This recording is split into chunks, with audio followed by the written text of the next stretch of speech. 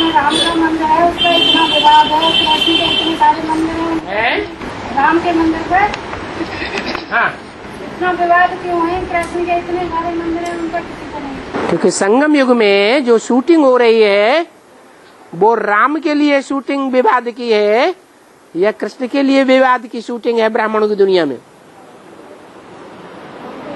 ब्राह्मणों की दुनिया में चाहे बेसिक में ब्राह्मण हो चाहे एडवांस में ब्राह्मण हो, ज्यादा विवाद राम के ऊपर है या कृष्ण के ऊपर है? राम के ऊपर विवाद है। क्यों?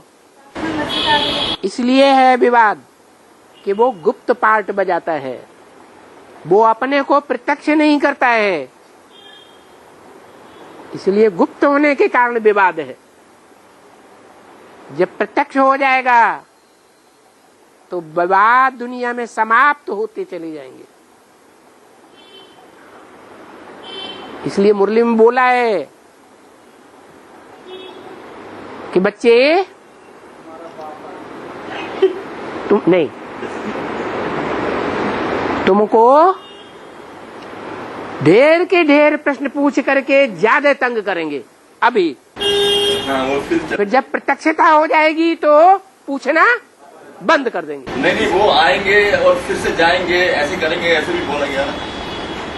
आएंगे माउंट आबू में, आएंगे पूछ करके क्लैरिफाई कर देंगे, करने के बाद भी फिर अरे एक को क्लैरिफाई करेंगे कि 500-700 करोड़ को क्लैरिफाई करेंगे। तो ऐसे हुजूम आएंगे ना। हाँ जी। और तो राम राज्य करके क्यों गायन आता है? ये इसलिए गायन आता है कि जो क्षत्रिय हैं वो ज्यादा पुरुषार्थी होते हैं। ब्राह्मणों में उतना पुरुषार्थ करने की ताकत नहीं होती है। ब्राह्मणों में सामना करने की उतनी शक्ति नहीं होती है, क्योंकि ब्राह्मण सो देवता बनते हैं, परंतु राक्षसों से मुकाबला करने की उनकी ताकत नहीं होती है। जो क्षत्रिय वर्ण की आत्माएं हैं भारतवर्ष की, वो ही विधर्मियों से मुकाबला करती है। इसलिए राम का ये गायन है कि राम राजा, राम प्रजा, राम साहूकार। वो आत्मा ऐसी पार्ट बजाने वाली आत्मा है जो ऑलराउंड पार्ट बजाने के कारण उसमें सब प्रकार का एक्सपीरियंस भरा हुआ है। बच्चा बुद्धि कृष्ण की आत्मा में वो एक्सपीरियंस नहीं है, वो अनुभव ही नहीं है अनेक जन्मों का। भले चंद्रगुप्त राजा बनेगा तो भी किसके अधीन रहेगा? चाणक्य के अधीन रहना पड़ेगा।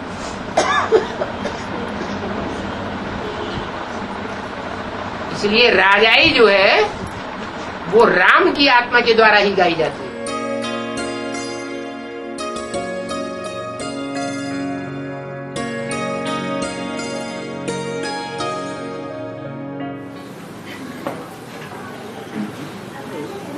राम के नाम में चंद्र लगाया जाता है, रामचंद्र, और कृष्ण के नाम में भी चंद्र लगाया जाता है, कृष्णचंद्र। तो दोनों के नाम के आगे चंद्र क्यों लगाया जाता है?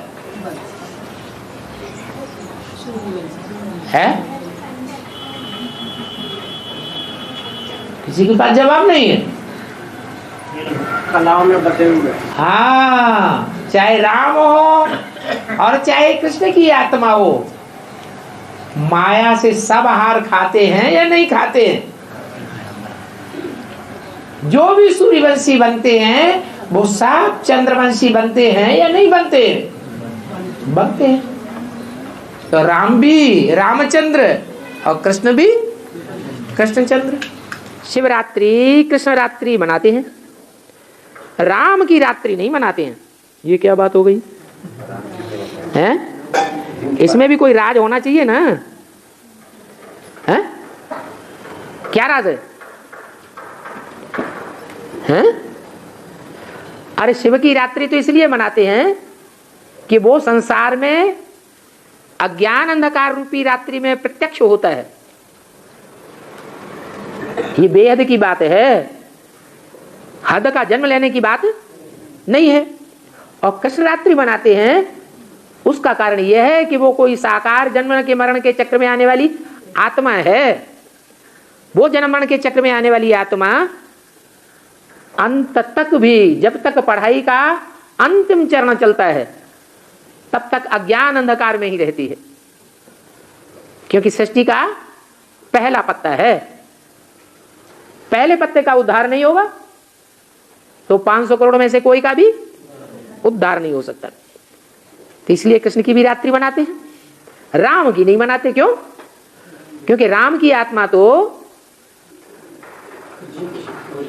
76 में जब बाप की प्रत्यक्षता होती है उस समय से ही असलियत उसकी बुद्धि में आ जाती है, रोशनी आ जाती है। कृष्ण की आत्मा उस रोशनी को फिर भी ग्रहण नहीं कर पाती।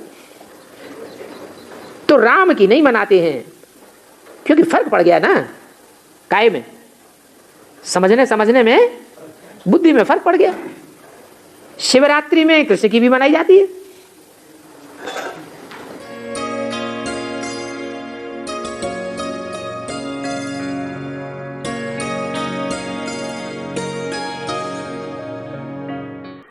मन से भक्ति मार्ग में कितनी महिमा गाते हैं, परंतु उसका अर्थ कुछ भी नहीं जानते हैं। किसकी महिमा गाते हैं? भगवान की स्तुति करते हैं तो सबकी मिलाकर के करते हैं। कैसे? अच्युतम केशवम राम नारायणम कृष्ण दामोदरम वासुदेवम हरिम श्रीधरम माधवम गोपिका वल्लभम जानकी नायकम रामचंद्रम भजे। अब कहाँ राम त्रेता का और कहाँ नारायण सतयुग का, सब मिला के एक कर दिया। तो नारायण, राम, ब्रह्मा, शिव, ये सब मिला के एक कैसे कर दिया? कहाँ की यादगार, कहाँ की ये बात उठाई? इस संगम युग में ये विशेष पार्ट है भगवान का, परमात्मा पार्ट, शंकर के रूप में, जिसमें परमात्मा शिव अच्युत भी प्रवेश है। क्या? अच्युत कहो जो कभी ऊपर से नीचे की स्टेज में च्युत नहीं होता, गिरता नहीं, सदैव ऊंची स्टेज वाला, निराकारी स्टेज वाला है। अथवा उसको केशवम कहो, का माना ब्रह्मा, ईश माने ईश्वर, ब्रह्म का भी ईश्वर कौन? जो बाबू। चाहे उसको राम कहो, अच्युतम केशवम राम, और चाहे उसको नारायण कहो। इस श्लोक में जितने भी नाम हैं वो उसे एक रूप के ही ऊपर लागू हो जाते हैं, क्योंकि उसमें शिव की सोल भी प्रवेश है, ब्रह्मा की सोल भी चंद्रमा के रूप में प्रवेश है, और राम वाली आत्मा स्वयं भी उसी शरीर में। इसलिए शास्त्रों में लिख दिया है, शंकर भगत जिनाना भगत की पावे मोर। क्या? शिवद्रोही ममदास कहावा, सो नर सपने मोह न पावा। शिव को अलग कर दिया, राम को अलग कर दिया तो कभी प्राप्ति हो ही नहीं सकती। जो शंकर है प्रैक्टिकल रूप, वही शिव का है प्रैक्टिकल रूप, वही राम का है प्रैक्टिकल रूप, वही कृष्ण का है प्रैक्टिकल रूप, वही जगन्नाथ है, वही श्रीनाथ।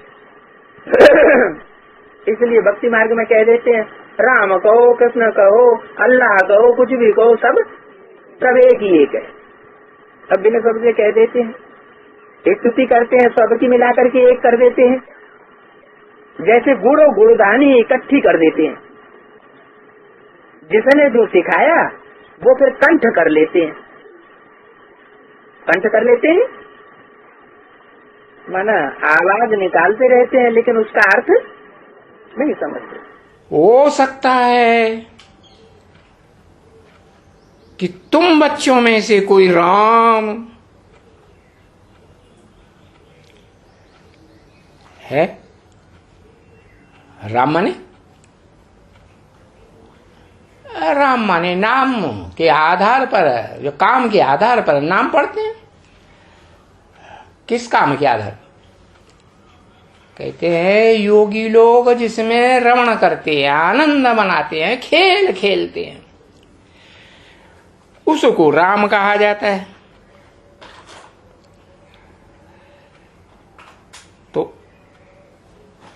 तुम बच्चों में से कोई राम बनेगा। कौन से तुम बच्चों में से? वही जिनके लिए बताया, उन 108 बच्चों में से यहां पर कुछ मौजूद हैं। मौजूद थे 59 थे। हाँ? उनमें लक्ष्मी नारायण वाली आत्माएं थी क्या? मनुष्य सृष्टि के जो बीज है वो था क्या प्रवृत्ति मार्ग का? था नहीं, इमर्ज किया। तो उनमें से कोई राम, जिसके लिए कहा जाता है कलातीत कल्याण कल्पांतकारी, कोई नारायण बने। और नारायण तो 16 कला संपूर्ण गाया ही हुआ है। अभी तुम बच्चों के सामने सब राज खुल रहे हैं, तुम बच्चों के सामने। इसलिए पढ़ाई को अटेंशन से पढ़ना है। अगर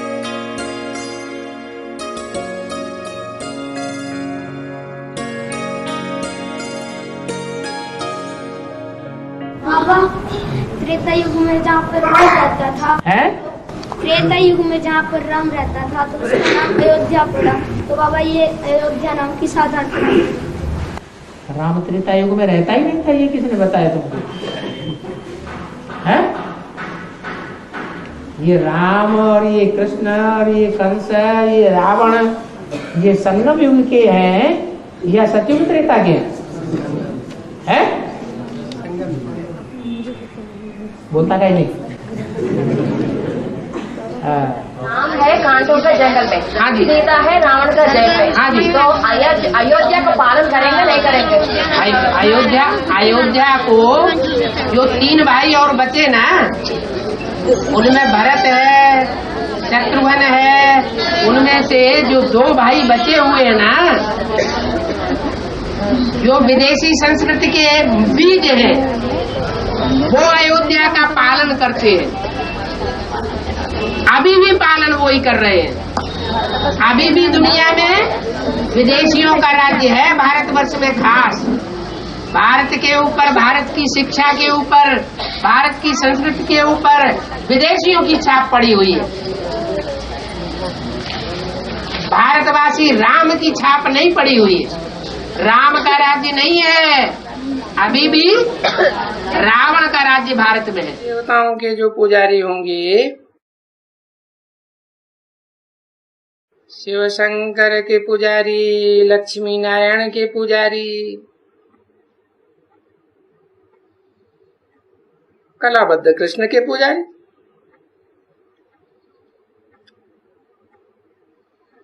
और फिर उसे कृष्ण की समझानी भी दी जाती है। समझाना पड़ता है। कृष्ण को भी कृष्णचंद्र कहते हैं, और फिर राम की भी समझाने दी जाती है, उनको भी रामचंद्र कहते हैं। दोनों को चंद्रमा क्यों कह दिया है?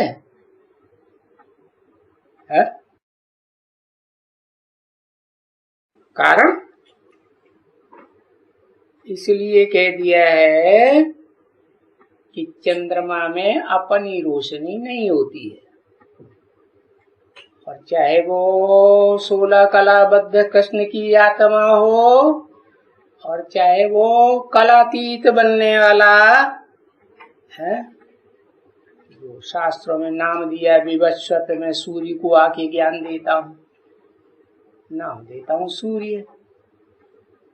तो ज्ञान की रोशनी देता हूं, तो उसमें अपना ज्ञान था क्या?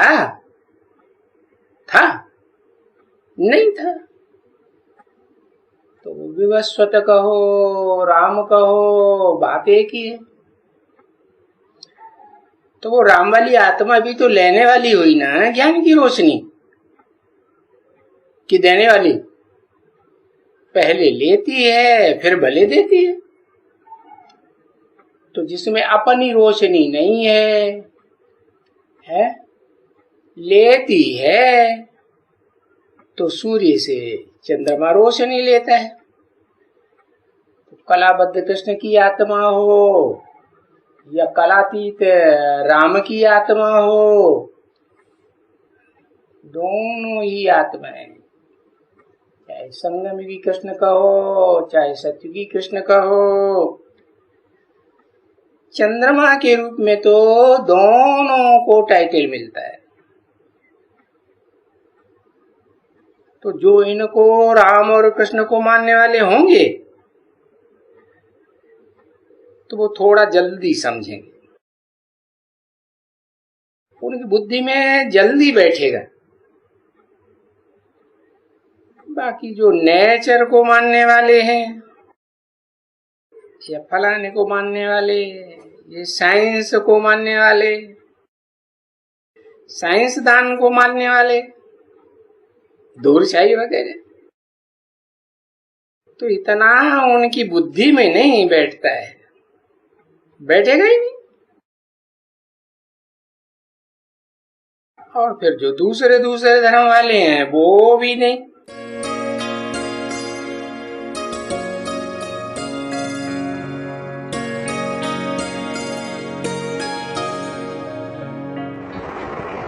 तो रावण अगर जलते हैं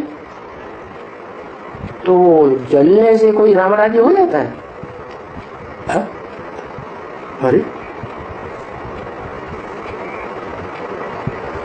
लो, मुर्दा जलाते हैं तो उस मुर्दे का राज्य खत्म हो जाता है कि नहीं अपने परिवार में?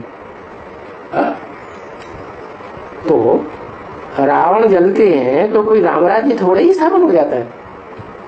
होता है नहीं, जलाने से थोड़ा ही स्थापन हो जाए। तो माने गलती किसकी है? हाँ? जला के गुस्सा शांत कर देते हैं। अरे गुस्सा और ज्यादा बढ़ जाता है उसका हर साल। हाँ, सोचता है, प्लानिंग करता है, कैसे बड़ा आक्रमण करूं, कब करूं। तो भले राम राज्य स्थापन नहीं हो जाता है, जलाने से मारने से हर साल मारते हैं, हर साल जलाते हैं। तो अब तुम जान गए हो कि राम राज्य कैसे स्थापन होगा। कैसे स्थापन होगा? हम जान गए कि राम राज्य स्थापन करने के लिए हमको अपनी इंद्रियों के ऊपर जीत पानी है। जो इंद्रियां जन्म जन्मांतर उनके प्रभाव से प्रभावित होकर के हम और ज्यादा विकारी बनते गए हैं। सबसे ज्यादा विकारी फिर भारत ही बन जाता है ना, संघ के रंग से विदेशियों के। तो उन्हीं इंद्रियों को अब हमको भारतवासियों को क्या करना है? कंट्रोल करना है। और कैसे कंट्रोल करेंगे? इन विकारों पर जीत कैसे पाएंगे? जो विकारी इंद्रियां हैं उनको जीत पाने के लिए क्या करेंगे?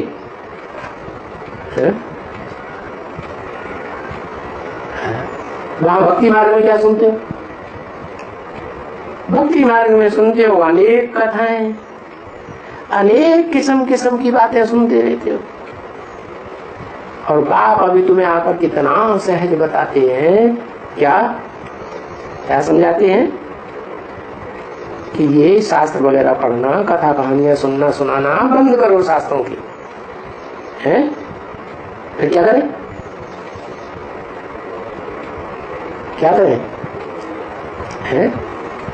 अपन को आत्मा समझे, मुझ आत्मा के बाप को याद करो, जिस आत्मा के बाप में कभी भी कोई विकार नहीं रहता। क्या ऐसा है? वो सदाकाल, उसे तो कहते ही है सदाशिव, निराकारी, निर्विकारी, निरहंकारी। तो उसकी याद में रहेंगे तो तुम भी वैसे ही बन जाएंगे। नहीं तो क्या हुआ, 2500 साल विकारियों के संग में रहे हैं, उनके अनुदोष संग दोष में आए तो नीचे गिर गए। तो ये तो सब भारतवासी शास्त्रों में बोलते रहते हैं। क्या क्या बोलते हैं? बोलते हैं कि ये जो विकारी इंद्रियां हैं इनका कर्म करना बंद करो। कहते नहीं है बिल्कुल बंद करो, नहीं। हाँ, बच्चे तो कहते हैं तुम ये भक्ति मार्ग चलाए रहे हो, है? बोलते कुछ हो। गीता में लिखा हुआ है काम और क्रोध महाशत्रु है, शास्त्र तो लिख दिया, परंतु सुनते भी हो गीता, सुनाते भी हो, कहते रहते हो, सिर्फ करते कुछ नहीं। भक्ति मार्ग में क्या होता है? कथनी ज्यादा, करनी कुछ भी नहीं, तो उसे कहते हैं भक्ति मार्ग। अब जब ये ज्ञान सुनेंगे कि बाबा हमको पढ़ाते हैं, क्या पढ़ाने वाला शिव बाबा है। शिव बाबा किसी कहा जाता है? शिव वाले निराकार ज्योति बिंदु शिव, आत्माओं का बाप, बिंदु बिंदु आत्माओं का। और वो जब साकार शरीर आदम में, राम में, शंकर में, अर्जुन में, एडम में, आदिनाथ में प्रवेश करते हैं तो वो बाबा कहा जाता है, क्योंकि सारी मनुष्य सृष्टि के बाप में प्रवेश किया है। सारी मनुष्य सृष्टि का भी है ना। कौन? आदिदेव शंकर। तो फिर हम उनको कहते हैं बाबा, क्योंकि निराकार तो बिंदी, वो पढ़ाएगी कैसे? तो हम कहते हैं हमको बाबा पढ़ाते हैं, साकार निराकार का मेल। और वहां कौन पढ़ाता है? भक्ति मार्ग में। वहां तो विकारी मनुष्य ही पढ़ाते हैं। और यहाँ पढ़ाने वाला कौन है? साकारी आदम भले जन्म जन्मांतर है, वो पार्ट तो बजाता है निर्विकारी और विकारी दोनों को, लेकिन है तो मनुष्य ना। तो हम जानते हैं हमें पढ़ाने वाला आदम है, शंकर है या शिव है? हमको पढ़ाने वाला निराकार शिव है। तो भक्ति मार्ग में मनुष्य मनुष्यों को पढ़ाते हैं और हमको आत्माओं का बाप पढ़ाते हैं, सुप्रीम सोल, गॉडफादर पढ़ाते हैं। उनको मनुष्य थोड़ा ही कहेंगे, है? क्यों नहीं कहेंगे मनुष्य? क्योंकि उनको तो मन ही नहीं है, उनको इंद्रियां ही नहीं है, इंद्रियों को कंट्रोल करने वाला मन ही नहीं है। तो उनको सोच विचार करने की कुछ दरकार ही नहीं, शास्त्र वास्त्र पढ़ने की भी दरकार नहीं। तो सीधा सीधा करके सुनाते हैं। जैसे और धर्म पिता सीधा सीधा ओरली सुनाते हैं, कोई धर्मशास्त्र थोड़े ही बैठ के लिखते हैं, ऐसे ही बाबा सुनाते हैं। आत्मा को पवित्र बनने की बात है ही नहीं। आत्मा को तो पवित्र बनाने वाला कौन है? एक ही बाप है, जो आत्मा को संग के रंग से, ज्ञान के रंग से और योग के वाइब्रेशन से पावन बनाता है। समझ गए? क्योंकि उस पावन बनाने वाले को ही पुकारते हैं, ये पतित पावन आओ। किसका नाम लेते हैं? राधा कृष्ण का नाम लेते हैं, लक्ष्मी नारायण का नाम लेते हैं, किसका लेते हैं? पतित पावन जब बोलते हैं तो कौन से नाम के साथ बोलते हैं? सीताराम, उनको ही पुकारते हैं, नाम लेकर पुकारते हैं। बाकी ऐसे भी नहीं कहते हे पतित पावन, शिवशंकर राव, किसका नाम लेते हैं? पतित पावन सीताराम। ये भी बताया कि जो पतित पावन सीताराम कह के बुलाते हैं वो पति से पावन बनते हैं, जो बुलाते ही नहीं। क्या प्रैक्टिकल में सीताराम का पार्ट बजाने वाली आत्माओं को बुलाते ही नहीं है तो पतित से पावन बनते ही नहीं है। तो तुम अभी जानते हो।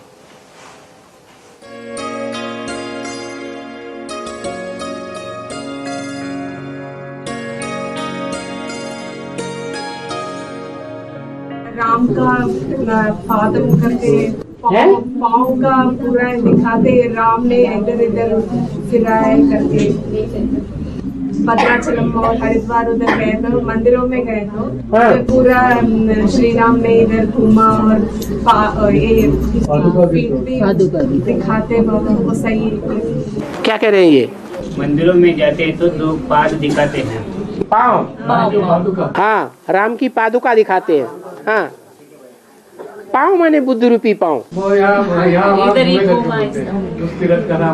हाँ, जो जैसे इस पाँव से चलकर कहीं पहुंचा जाता है, स्थूल पाँव से, ऐसे ही बुद्ध रूपी पाँव से चल करके भगवान तक पहुंचा जाता है। कि इन पाँव से पहुंचेंगे, जो बुद्ध रूपी पाँव है उनसे चलेंगे, पुरुषार्थ करेंगे, दौड़ी पहनेंगे। पाँव से दौड़ी पहनते हैं ना, वो दौड़ी पहनेंगे तो भगवान तक पहुंचते हैं। तो पाँव का मिसाल बुद्धि से दिया जाता है। तो भगवान का बुद्ध रूपी पाँव, भरत ने क्या किया है? हाँ, जो राम का बुद्ध रूपी पाँव है वो अपने सर पर धारण कर लिया। तो भक्ति मार्ग में समझते हैं कि भगवान के पाँव की धूल भी अगर मिल जाए तो भी बड़ी बात है। तो भरत ने उनकी पादुका ही धारण कर ली, क्योंकि पाँव की धूल किस में जाती है? पादुका में जाती है, इसलिए वो पादुका ही ले गए। भक्तों ने भी ऐसे मंदिरों में राम की पादुकाएं रखी हुई है, भरत को फॉलो किया है।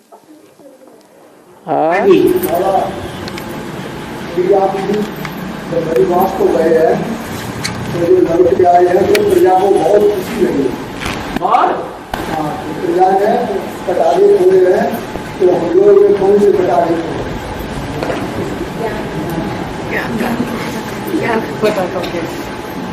न तो राम अभी वनवास से वापस लौटे और न वनवास से वापस लौटने की शूटिंग हुई नहीं हुई। तो आपकी बात का तो जवाब नहीं है, ये तो भविष्य की बात है कि वनवास से वापस आते हैं और अयोध्या में आ जाते हैं, जहां किसी प्रकार का युद्ध नहीं होता। अभी ऐसी अयोध्या बन गई जहां आपस में बिल्कुल लड़ाई न लड़ते हो। हैं? सीरियल में दिखाते हैं, वो भविष्य की बात है या वर्तमान की बात है? भविष्य की बात है। आने वाला है वो समय, जल्दी ही आने वाला है।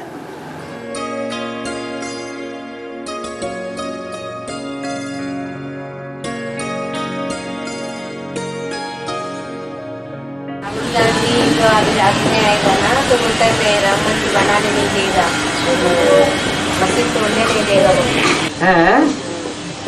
ठीक है, हाँ, मस्जिद से जाके बातें करो, नमाज पढ़ो, क्यों तोड़ने दोगे?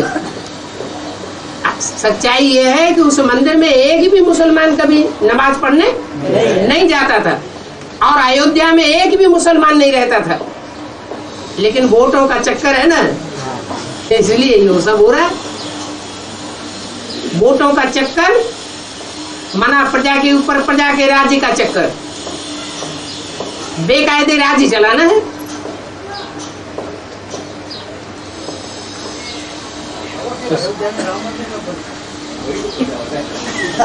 जब तुम्हारा राम बनेगा तो राम मंदिर भी बना लेगा। हाँ, बेहद में राम बन के तैयार हो जाएगा, राम का परिवार बन जाएगा, तो वो मंदिर भी बन जाएगा। पहले सूक्ष्म में काम संपन्न होगा या पहले स्थूल में होगा?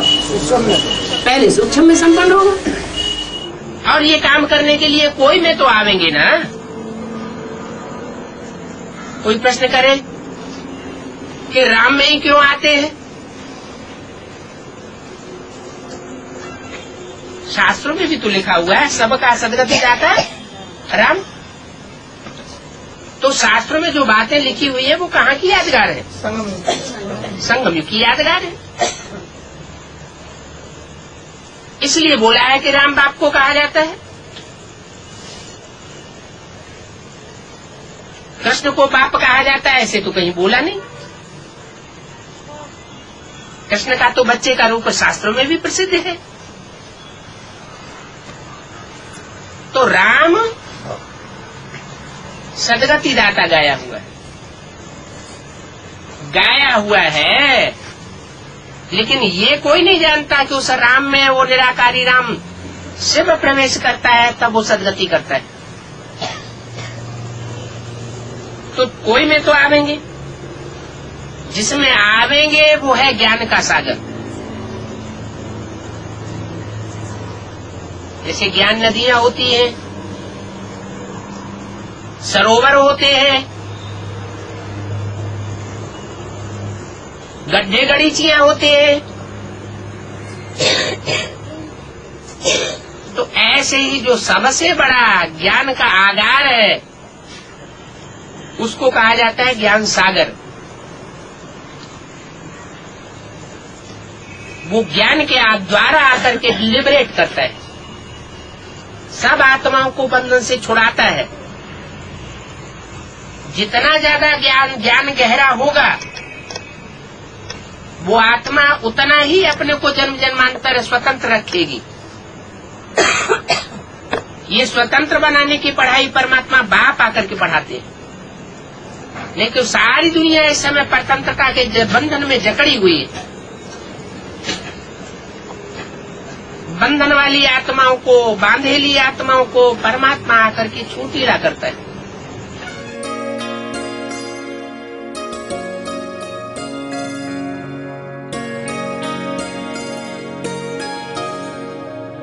अब दशहरा मनाते हैं, तुम जानते हो जरूर कुछ हुआ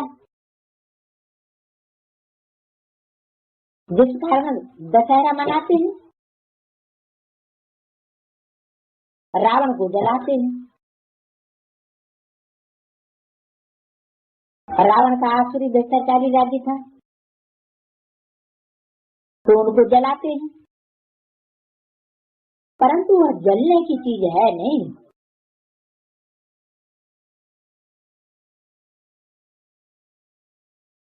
अभी उनका राज्य पूरा होता है।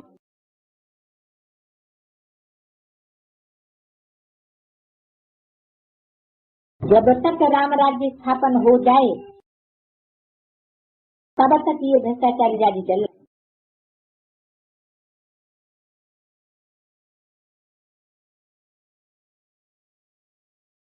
रावण राज्य खत्म हो, राम राज्य स्थापन हुआ था, उसकी सेरेमनी मनाते रहते। सेरेमनी दशहरा, रावण को जलाते हैं, इससे सिद्ध करते हैं बरोबर भ्रष्टाचारी आसुरी राज्य है। भ्रष्टाचार की भी ग्रेस रहती है।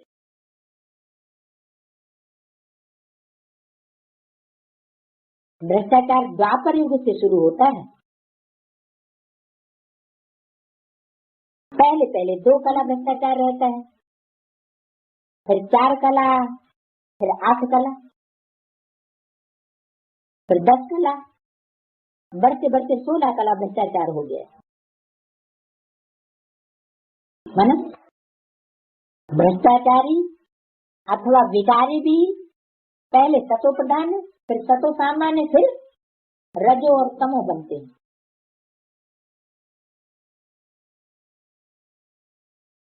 अभी फिर 16 कला भ्रष्टाचार को बदला है। 16 कला शिष्टाचारी बनाना एक बाप का ही काम है। ये काम कोई मनुष्य गुरुओं का नहीं है। बात समझाते हैं। इस समय है रावण राज्य। राम राज्य श्रेष्ठ राज्य था। अभी वो भ्रष्ट बन गए। शिष्टाचारी भारत को स्वर्ग कहा जाता है। वही राज्य भ्रष्टाचारी हो गया है। अब बाप कहते हैं मैं आया हुआ हूँ भ्रष्टाचारी राज्य को शिष्टाचारी बनाने के लिए। तो ये रावण को जलाना द्वापर से शुरू होता है। ऐसे नहीं कि द्वापर की एकदम आधे से शुरू होता है। किसी का पुतला कब जलाते हैं?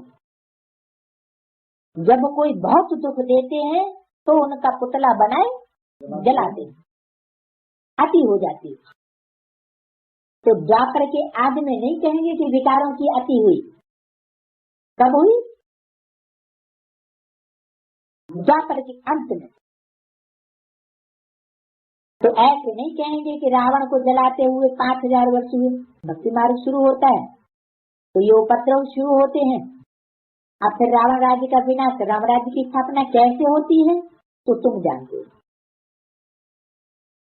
मनुष्य नहीं जानते हैं। तो जैसे जैसे विकारों का राज्य बढ़ता जाता है वैसे वैसे 5 प्रकृति के तत्व भी तमो प्रधान बनते जाते हैं। रावण क्या है? बाप कहते हैं लंका तो कोई थी नहीं। सचमुच में लंका होती नहीं। बहुत थोड़े मनुष्य होते हैं। जमुना का कंठा होता है। अजमेर में बैकुंठ का मार्ग भी दिखाते हैं,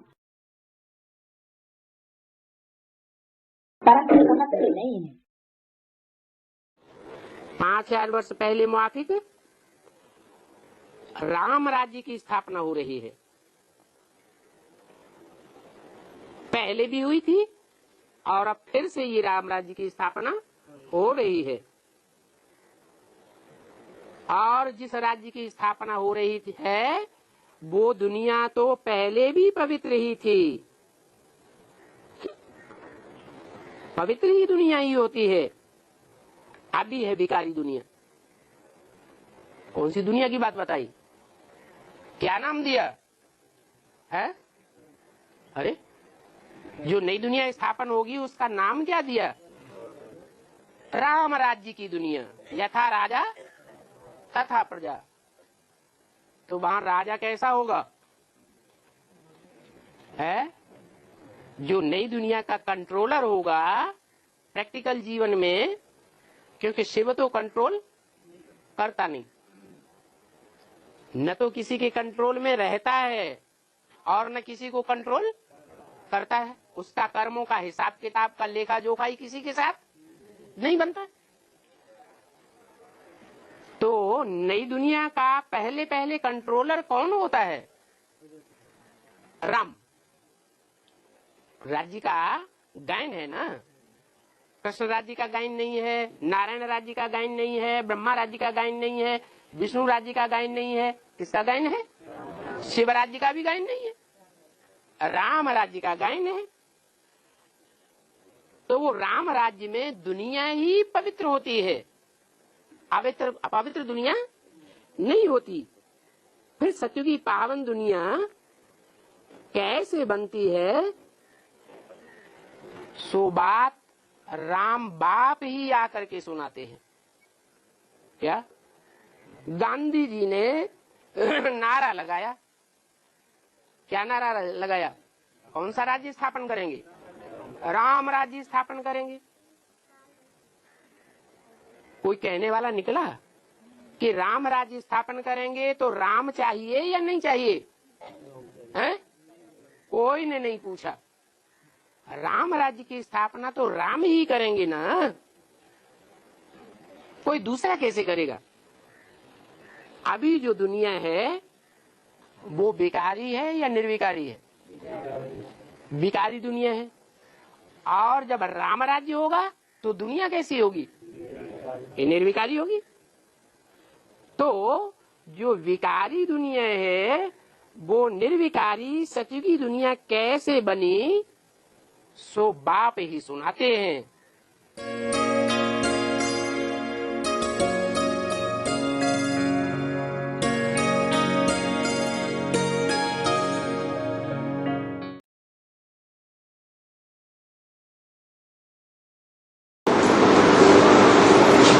राम कौन है, परशुराम कौन है? राम उसे कहा जाता है, संस्कृत में परिभाषा दी है, रम्यते योगिनो यस्मिन इति राम। जो योगी जन हैं, जो आत्माएं योगी हैं, माने आत्माएं परमपिता परमात्मा शिव को पहचान करके उसकी याद में योग में रहती हैं, कनेक्शन जोड़ती है बुद्धि से। वो योगी जन उसकी याद में रमण करते हैं। क्या? एक शिव बाबा, दूसरा न कोई। जब उस एक की याद में रमण करते हैं, खेलते हैं, तो उनके लिए ये गायन है। क्या अतीन्द्रिय सुख पूछना हो तो उन गोप गोपियों से पूछो जिन्होंने बुद्धि योग के द्वारा परमपिता परमात्मा से कनेक्शन जोड़ा है। साकार में जोड़ा या सिर्फ ज्योति बिंदु आत्मा से जोड़ा? साकार में निराकार से जोड़ा। तो वो साकार जो है वो ही राम वाली आत्मा है, लेकिन त्रेता वाला राम नहीं। वो ही त्रेता वाला राम इस संगम युग में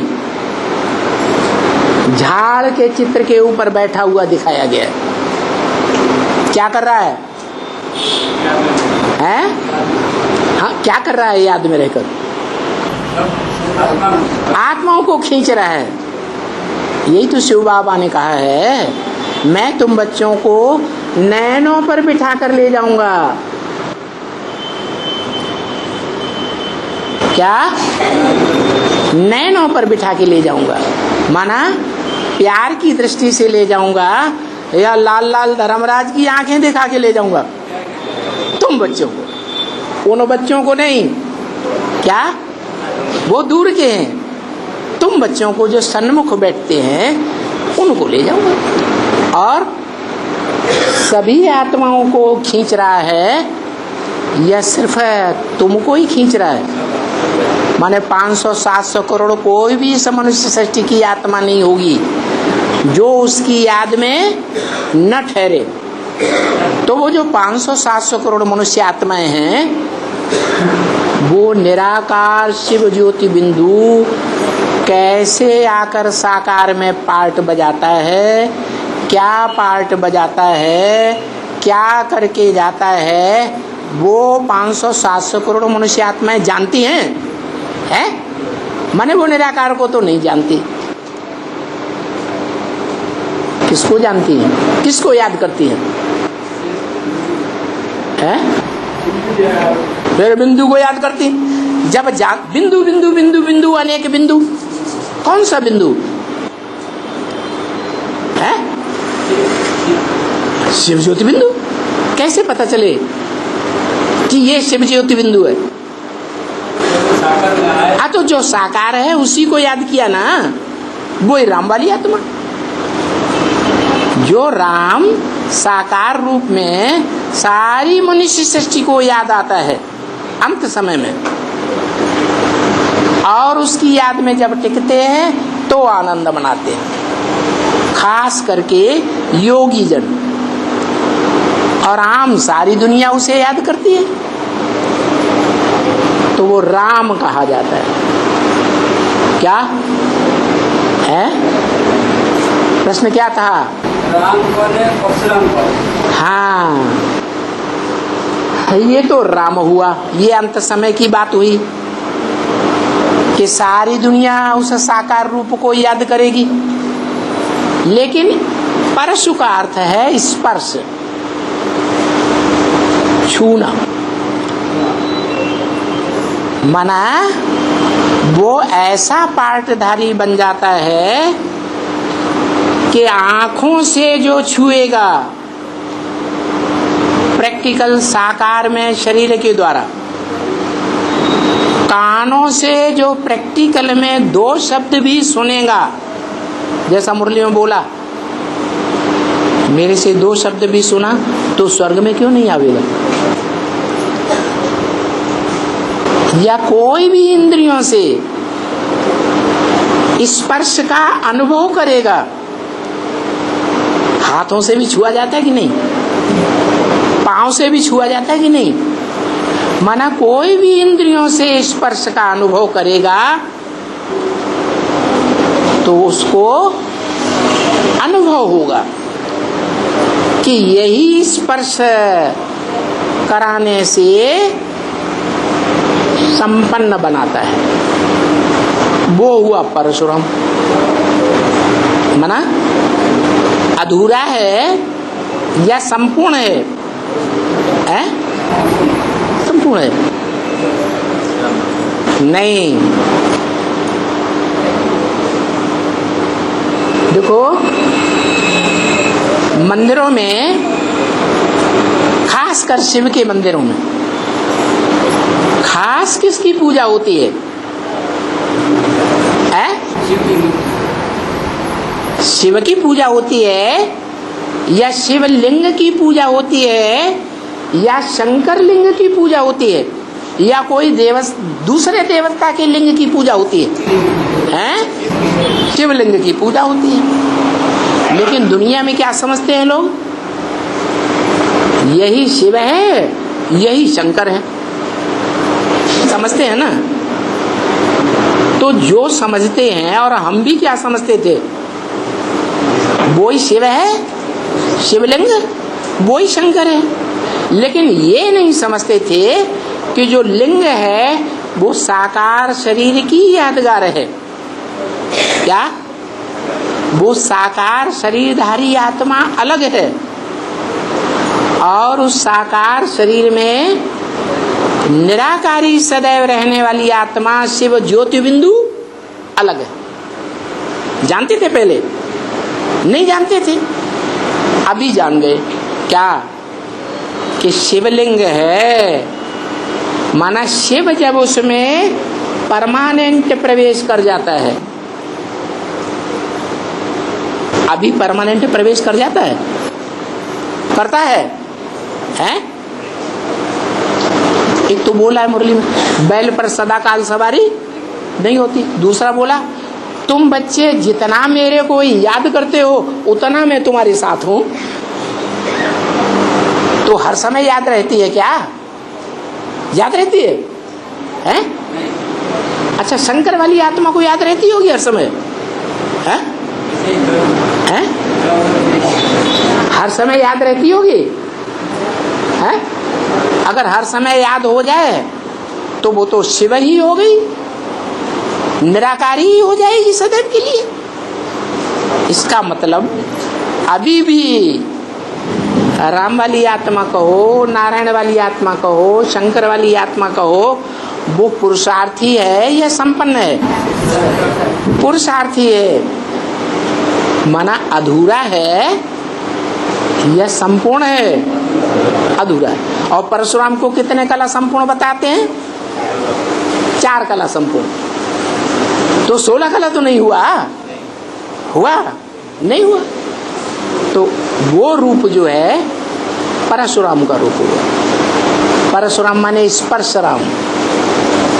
उसके जो शरीर रूपी रथ है, उस शरीर रूपी रथ की कोई भी इंद्रियों को भी स्पर्श करेगा दिल से। क्या? ऐसे नहीं कि कंधे पे चढ़ा हुआ है और याद अपने घर को कर रहा है, ऐसे नहीं। दिल से अगर याद करता है कोई भी इंद्रियों को, तो उसको संग का रंग लगेगा या नहीं लगेगा? तो वो स्पर्श राम हो गया, परशुराम हो गया। माना 16 कला संपूर्ण राम नहीं है। कैसा राम है? 4 कला संपूर्ण राम। श्रीमत पर पतित पावन बाप को याद करो, अपनी मनमत पर याद न करो। क्या? नहीं तो बहुत से ऐसे होते हैं जो याद की बात में अपनी मनमत लगाए देते हैं। कैसे? कहते हैं राम की आत्मा और शिव बाबा की आत्मा कोई अलग अलग आत्मा थोड़ा ही है। जो राम की आत्मा है वही शिव की आत्मा। अब ये मनमत है या ईश्वरीय मत है? ये तो मनमत हो गई। अगर राम की ही आत्मा ईश्वर की आत्मा होती, शिव होता, तो राम की आत्मा क्या पूर्व जन्मों से चक्कर नहीं काटती आई? उन पूर्व जन्मों में क्यों नहीं वो कार्य करके दिखाया? क्या कारण हुआ? राम की आत्मा जन्म मरण के चक्र में आने वाली आत्मा है और शिव जन्म मरण के चक्र में ना आने वाली आत्मा है। इतनी बात को भी नहीं समझ पाते।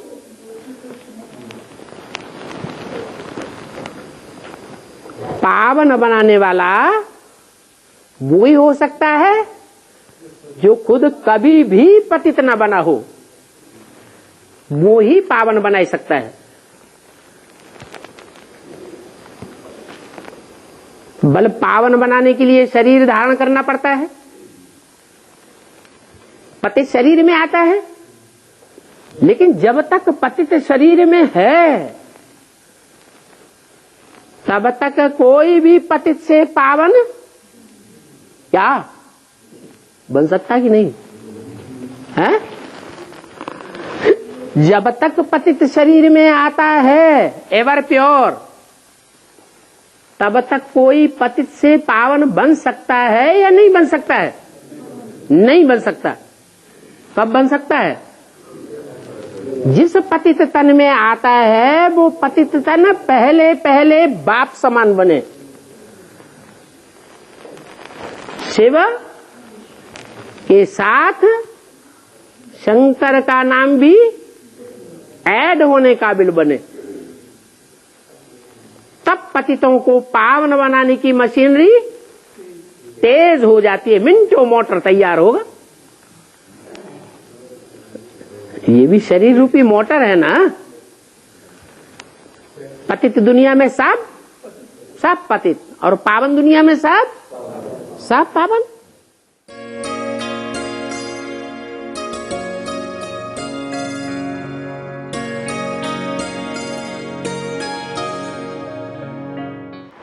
तुम शिव बाबा की रूहानी सेना हो।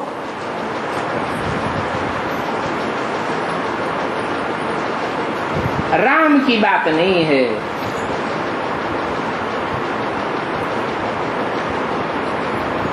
राम में और शिव बाबा में क्या अंतर आया है? अंतर ये आया, जब शिव बाबा कहते हैं तो शिव की आत्मा अलग है और राम की आत्मा अलग है।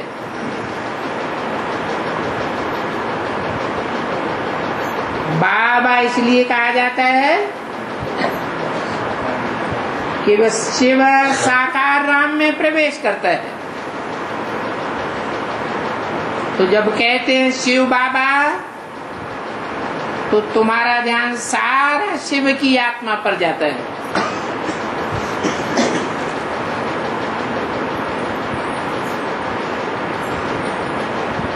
तो रूहानी सेना हो गई। तो न राम की बात है और न कृष्ण की बात है। राम और कृष्ण सदा काल के लिए रूहानी बनते ही नहीं हैं। एक शिव ही है जो सदा काल के रूह की स्टेज में स्थित रहने वाला है।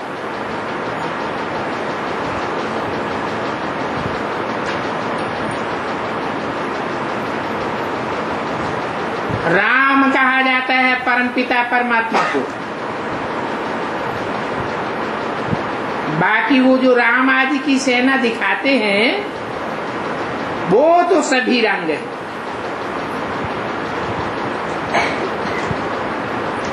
क्योंकि बंदरों की सेना तो होती नहीं है। बंदरों की सेना होती है या बंदर बुद्धियों की होती है? तो उन्होंने बंदर दिखाई दिए हैं। भक्ति मार्ग में स्थूल बातें उठाई लेते हैं, बात समझाते हैं ड्रामा के प्लान अनुसार। भक्ति मार्ग में तुम मुझ बाप से बहुत दूर हो गए हो।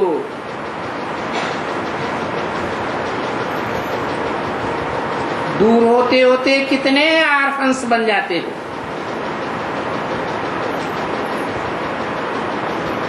खास भारत और सारी दुनिया निर्धन की बन जाती है। परंतु ये बात भी बंदर लोग समझते नहीं हैं। कहते हैं ना तुम तो जैसे बंदर हो। ये भी समझाया है। राम शिव को कहा जाता है।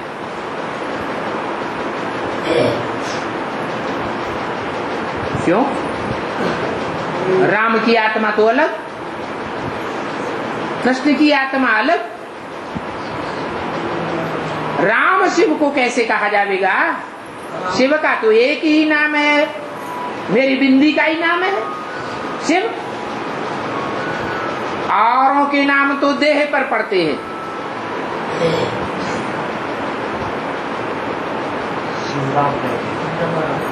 सुख देने वाला राम। तो राम शिव को कैसे कहा जाता है? उन्होंने तो त्रेता के राम को समझ लिया। वास्तव में वो त्रेता वाली आत्मा ही जन्म लेते लेते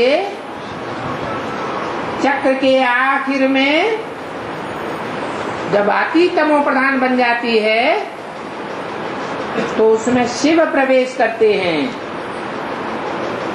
उस शिव को सारी दुनिया याद करती है, उसकी याद में रमण करती है। तब कहा जाता है रम्यते योगिनो यस्मिनिति राम, जिसमें योगी लोग रमण करते हैं।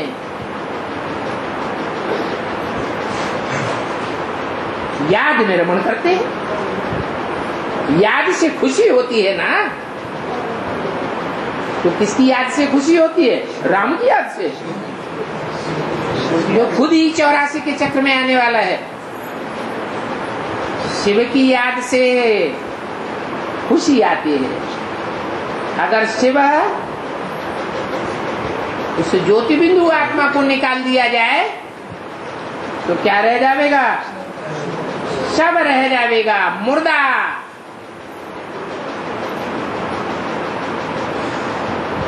मुर्दे में तो सिवाय देह भान के कुछ होता ही नहीं है। 5 तत्व,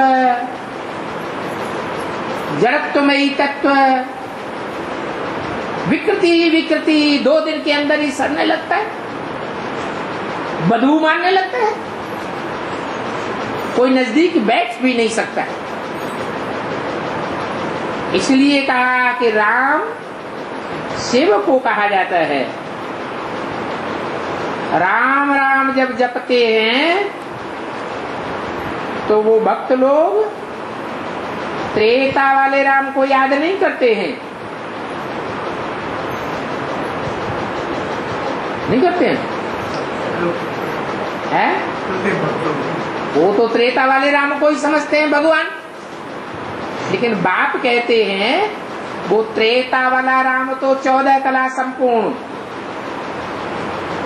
2 कलाएं भी कम हो जाती हैं, संपूर्ण देवता भी नहीं कहेंगे। भगवान तो मनुष्य को देवता बनाने वाला है। तो संगम युग में ही बाप आकर के राम वाली आत्मा में प्रवेश करते हैं।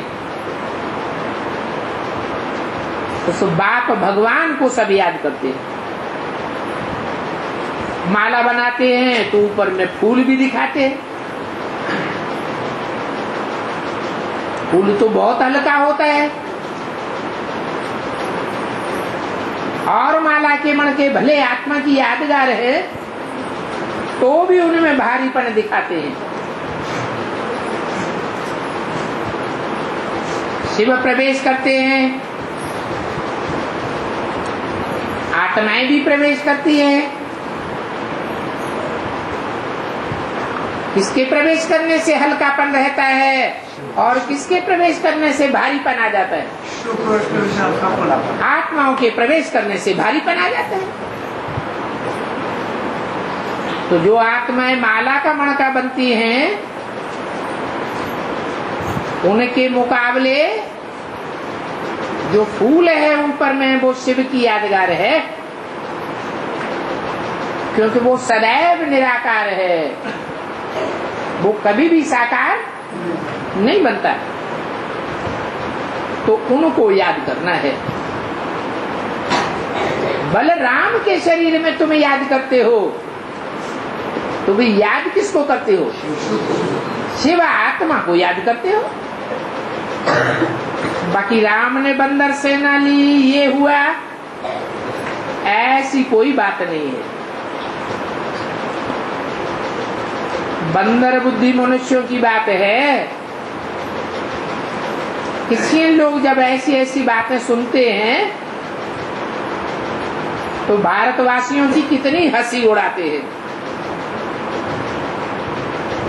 कहते हैं ये तो मेड चैप्स हैं।